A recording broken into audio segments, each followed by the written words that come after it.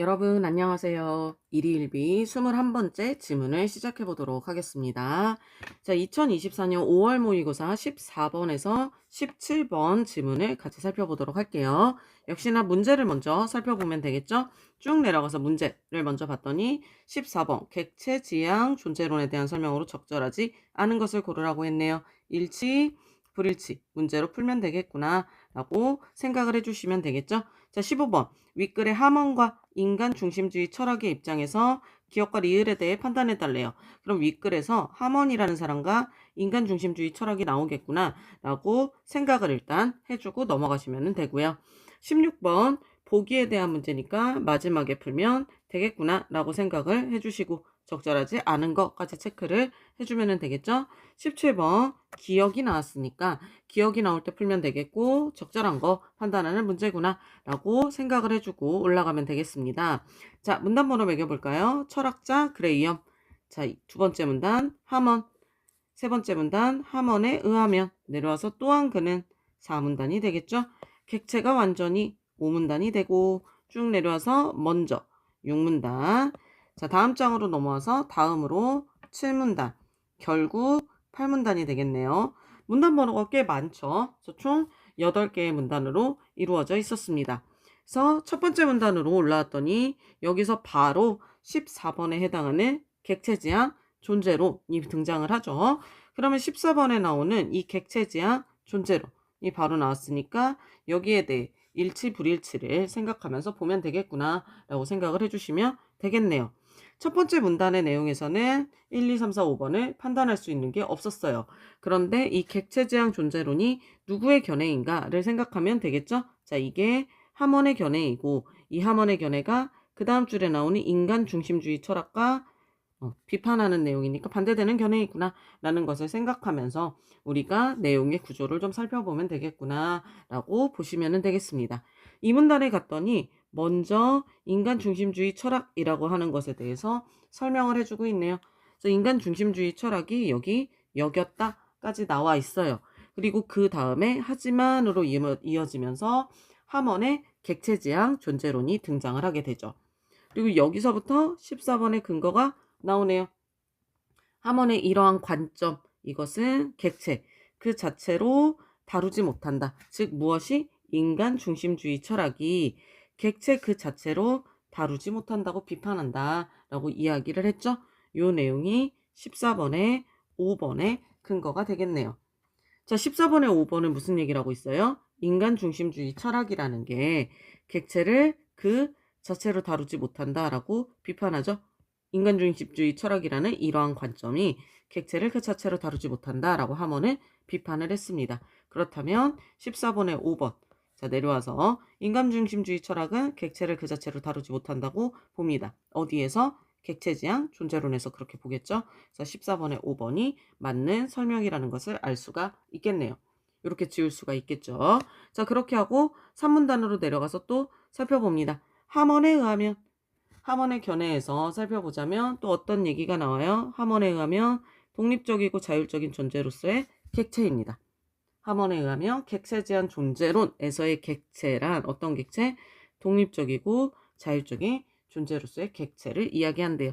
이 내용이 14번에 2번에 해당해요. 14번에 2번. 즉 객체는 어떤 객체예요? 독립적이고 자율적인 존재이다 라는 말이 나와 있죠. 그럼 내려가서 14번에 2번 볼까요? 객체를 독립적이고 자율적인 존재로 본다. 맞는 설명이 되겠죠? 이렇게 지을 수가 있었네요. 그리고 쭉 내려오다 보니까 이제 14번의 근거로 될 수 있는 건 없었는데 기억이 나오죠, 여러분. 기억. 결국 이 사람은 인간은 객체의 모든 것을 파악할 수 없다라고 이야기를 했습니다. 이 내용 17번에 나와 있죠. 인간은 객체의 모든 것을 파악할 수 없다라고 말해요. 파악할 수 없다라고 말했습니다. 그럼 여러분 이 기억에 해당하는 내용이 어디 있을까요? 기억 주변에 있겠죠. 그럼 이 기억에 해당하는 내용을 기억 주변에서 찾아야 돼요. 인간은 객체의 모든 것을 파악할 수 없어요. 왜 파악할 수 없을 것 같아요? 왜 그럴까요, 여러분? 인간은 객체의 모든 것을 파악할 수 없거든요. 왜 그럴까요? 이 3문단에서 찾아보면 되겠죠. 왜요? 객체에는 숨겨져 있는 부분이 있기 때문이겠죠. 이게 위에 나오죠. 객체는 다른 존재에게 파악되지 않도록 물러나는 측면이 있잖아요. 이 부분 때문이지 않을까요? 즉, 객체의 모든 것을 파악할 수 없는 이유, 객체는 다른 존재에게 파악되지 않는 측면이 있기 때문이겠죠. 이 측면 때문에 객체는 아마 사람에게 모든 것을 우리는 파악할 수 없다라고 볼 수 있을 거예요. 자, 이 부분을 염두에 두고 내려와서 17번을 보면 이게 어디에 있어요, 여러분? 이 내용이 모든 존재가 다른 존재에게 파악되지 않도록 물러나는 측면을 갖고 있기 때문이다. 이 내용이 나와 있네요, 그대로. 그래서 5번이 맞는 내용이구나 라고 선생님은 알 수가 있었어요. 그래도 다른 내용을 한 번 더 살펴봤어요. 인간이 객체의 모든 것을 파악할 수 없다라는 말인데 모든 객체에 의해 도구로 전락했다? 이렇게 보면 안 되겠죠? 이거 틀렸다는 거 알 수 있고, 주체로서 객체의 본질을 결정할 수 있다? 이렇게 봐도 안 되겠죠. 요거는 인간 중심주의적인 생각이잖아요. 그 다음에 모든 존재가 다른 존재가 가진 가치와 성격을 일반화해서 왜곡하기 때문에 모든 것을 파악할 수 없어요. 요것도 안 되겠죠. 인간이 사물을 상위 개념으로 일반화해 환원하기 때문 이것도 아니겠죠. 다른 말이 다 틀렸다는 것을 알 수 있죠. 그래서 3문단의 내용을 제대로 담고 있는 것은 5번밖에 없네요. 그래서 17번의 답이 5번이라는 것을 알 수가 있었어요. 3문단의 내용을 통해 제일 먼저 풀리는 게 17번 문제였네요. 요걸 체크해주고 난 다음에 이제 4문단으로 내려오면 되겠죠. 4문단의 내용을 보면서 또 14번에 근거가 될 수 있는 내용이 있는지를 살펴보면서 보시면 되겠죠. 자, 그렇게 봤더니 14번에 근거가 될 수 있는 내용이 나오네요. 네 번째 줄 살펴봅시다. 이러한 객체에 대한 하몬의 입장은 허구적이고 비실제적인 것까지도 이어진다라는 말이 나오죠. 이게 14번의 1번에 해당을 하겠네요. 즉, 하몬의 입장에 따르면은 객체는 어떤 것도 있을 수 있어요? 허구적이고 비실제적인 것까지도 있을 수가 있겠죠. 자, 14번의 1번 볼까요? 14번의 1번 허구적이고 비실제적인 것, 이것도 객체로 본다. 맞는 설명이 되겠죠? 14번의 1번도 지울 수가 있겠네요. 자, 이제 14번, 3, 4번 남았네요. 이 내용 이제 한 번 더 읽어보면서 5문단을 내려가 주시면 되겠죠? 5문단에서 보니까 바로 두 번째 줄에 나오네요. 하몬은 객체가 발산하는 정보나 담고 있는 특질인 성질, 이것을 가진다고 봤죠? 자, 요 내용이 우리가 남은 내용 중에 14번에 4번에 해당한다는 것을 알 수가 있죠. 즉, 14번에 4번. 객체가 어떻다? 객체가 발산하는 정보나 담고 있는 특질인 무엇을 가진다? 성질을 가진다. 라고 그대로 나와 있죠. 그래서 14번에 4번.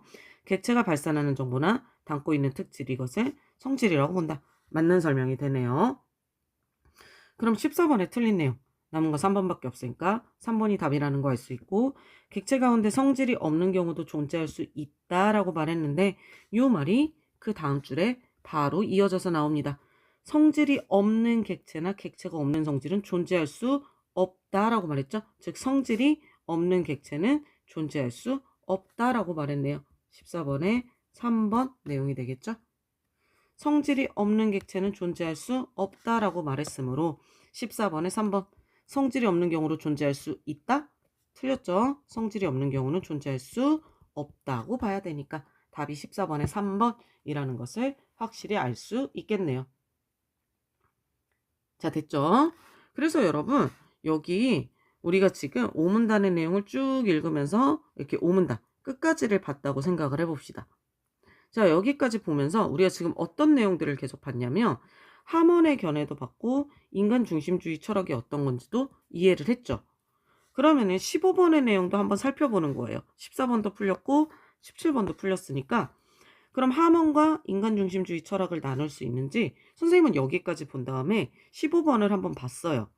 그럼 기억부터 한번 리을까지를 봅시다. 만물을 구성하는 물질을 더 이상 분해가 불가능한 밀입자로 나눈 뒤에 입자를 분석했어요. 그렇게 하면 만물의 근원을 이해할 수 있다고 봅니다. 자, 입자를 분석하면 만물의 근원을 이해할 수 있다고 봤어요. 이거 어느 입장일까요? 여러분 여기 쭉 올라오면 뭐라고 나와요? 여기 보면은 인간이 사물의 어떤 기본적인 요소로 구성되어 있다고 분석했어요. 분석해서 밝히면 그 사물의 본질을 모두 파악할 수 있다고 여기는 거. 어떤 입장? 인간 중심주의 철학이라는 말이 나와 있죠. 이 말이 이 문단에 나와 있습니다. 따라서 여러분 여기에 있는 기억의 내용 분석하면 만물의 근원을 이해할 수 있다는 것은 인간 중심주의 입장이라는 것을 알 수 있죠. 인간 중심주의 입장이네요. 니은 인간의 입장에서 생산되고 전파되는 과학 지식을 재정립하기 위해서는 전동차와 같은 사물도 인간과 동등한 존재로 바라봐야 한대요. 이거 누구의 입장이에요? 위의 내용을 통해 봤을 때 하먼의 입장이 되겠죠? 자, 디귿. 식물은 동물을 위해, 동물은 인간을 위해 존재한대요. 인간과 다른 동물의 차이점은 인간만이 성과 옳고 그름을 인식할 수 있대요. 여러분, 모든 것이 그럼 인간을 위해 존재한다는 거죠. 모든 것이 인간을 위해 존재한다? 그럼 이건 어떤 입장일까요? 얘도 인간 중심주의 입장이겠죠. 이렇게 정리를 할 수 있겠네요. 리을. 한 자루의 종이칼 같은 사물은 그것을 만든 사람의 목적에 따라 만들어진 것이래요. 그럼 사물의 본질도 사람의 구성에 따라 이미 결정되어 있대요. 이 말도 그럼 뭐가 제일 중요하다는 거예요? 사람이 제일 중요하다는 거죠. 그럼 역시나 얘도 뭐가 제일 중심이다? 인간이 중심이라는 거죠. 그럼 얘도 인간 중심주의에 견해겠네요. 이렇게 나눠주시면 되겠죠. 기역, 디귿, 니을이 인간 중심주의의 견해, 니은만 하먼의 견해라는 걸 알 수가 있어요. 이렇게 나누고 가장 적절한 거 판단할 수 있잖아요. 그럼 이렇게 나눈 다음에 판단해 볼까요? 인간 중심주의 철학은 기역과 디귿에 동의하겠죠? 인간 중심주의 철학은 니을과 리을에 리을에는 동의하고 니은에는 동의하지 않으니까 얘도 틀렸죠? 하먼은 니은에 동의하겠죠? 하먼은 디귿에 동의하지 않는 거 맞죠? 기역에 동의하지 않겠죠? 자, 이해되시죠? 이렇게 찾아가면 되겠죠? 하먼은 니을에 동의하지 않죠? 니은에 동의하겠죠? 요게 맞았네요. 5번이 답이라는 거 할 수 있죠? 이렇게 풀어주시면 됩니다. 판단할 수 있죠, 여러분? 기역부터 리을 이렇게 판단하면 5번이 답이라는 거 알 수 있죠? 우리가 지금 5문단까지만 풀었는데 벌써 3문제가 풀렸어요. 이렇게 15번까지도 풀 수 있습니다. 그럼 여러분 이제 남은 거 6문단, 7문단, 8문단은 자 여기에 있는 거 16번 문제를 푸는데 아마 필요할 것 같아요. 그러면은 6, 7, 8문단을 그냥 빠르게 일단 읽어보세요. 어떤 내용들이 있는지. 얘를 읽은 다음에 16번 문제를 풀어보시면 되겠죠? 이렇게 이제 보시면은 지금 빠르게 풀 수가 있어요. 선생님 여러분이랑 설명하면서 지금 같이 보고 있는데도 지금 몇 분 지났냐면 우리 12분, 지금 13분 정도가 돼가고 있습니다.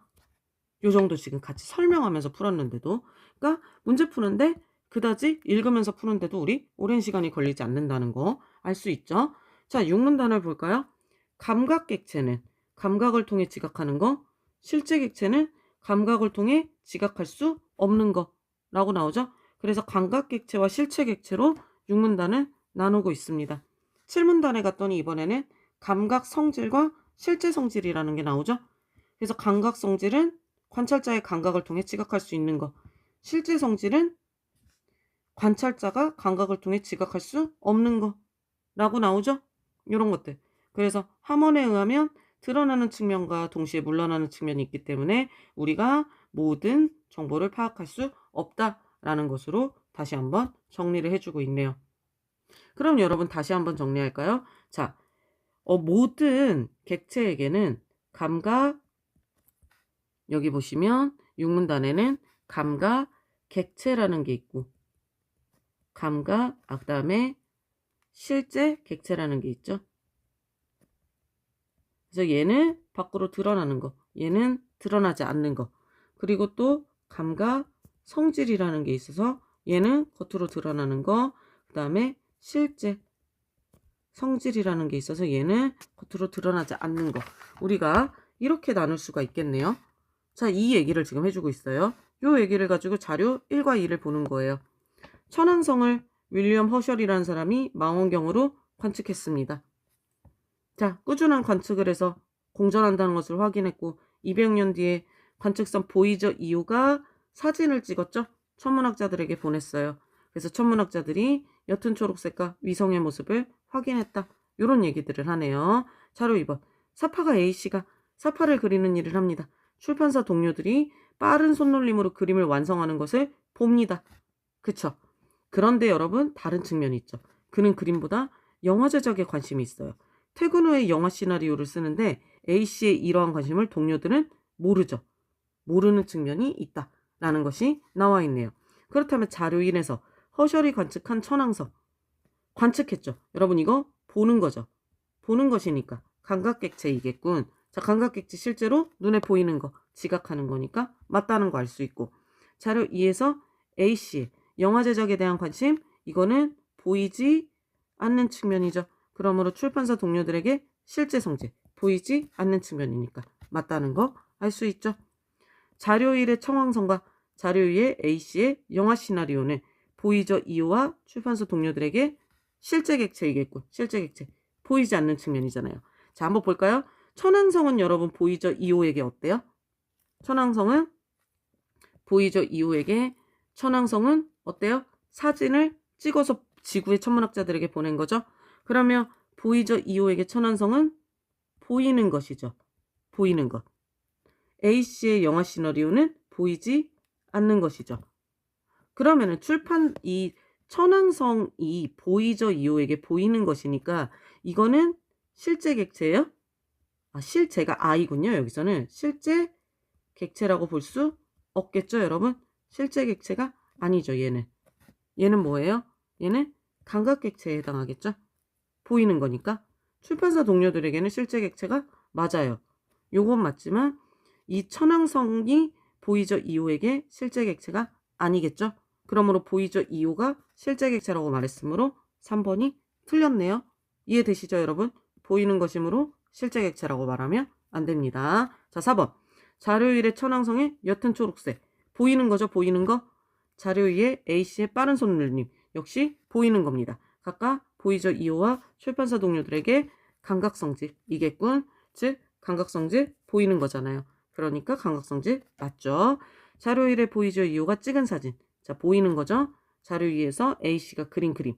이것도 보이는 거죠. 지구의 천문학자들과 출판사 동료들에게 보이는 거니까 감각객체. 역시나 보이는 거죠? 감각객체이겠군. 맞는 설명이 되겠죠?